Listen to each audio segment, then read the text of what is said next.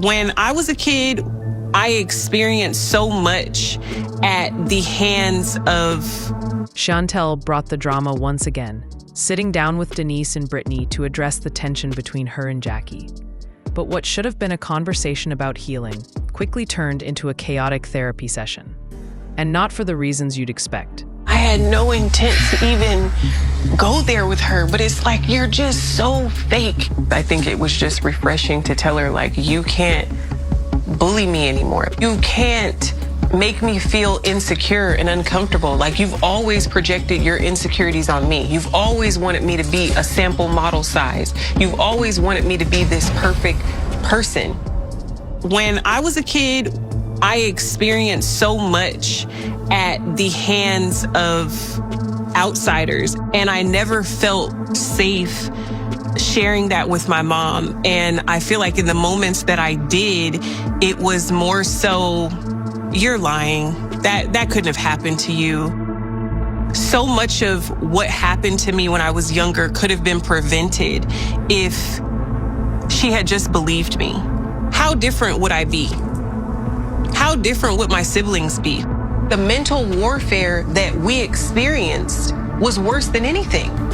She would say things like, you better clean up your room before your dad get here and kick you down the stairs. Like, what? My dad has never even expressed violence like that to me. When I tell you guys that I was raised off of fear and not respect, like, these are the things that I'm talking about. Telling the truth is an act of love. And I would argue that you probably love her the most, I feel, because you're willing to have a conversation with her.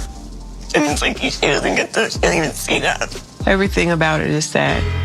A huge part of me has tried to give my mom grace because I don't know what happened to her in her childhood. I don't know if some of the things that I experienced mirror what she's experienced. But I don't feel that that's any excuse for her to treat me or my siblings the way that she has.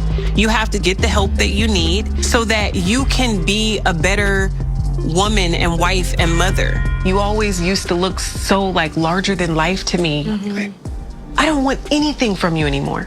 This reminds me so much of my mom, dude. Like, I know how you feel.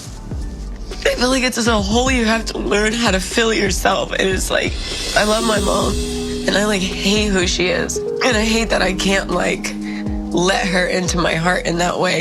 It's like surreal. Like, I am witnessing what my mother and I just went through with Jackie and Chantel. I can feel her pain.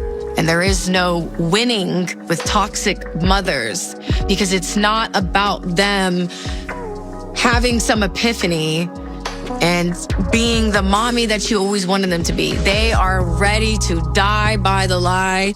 And it's heartbreaking. I don't know about you guys, but I don't want to go to dinner. I don't want to force you to do anything that you don't want to do, but I do want to encourage you to come downstairs. Because if I can go, that's true. On the heels of this, that's what she wants. She wants us to be sitting in our room crying and carrying on, sitting, giving her space. It's not going to happen. Life has to go on without them. Instead of giving Chantel space to express how she feels, Brittany completely derailed the moment.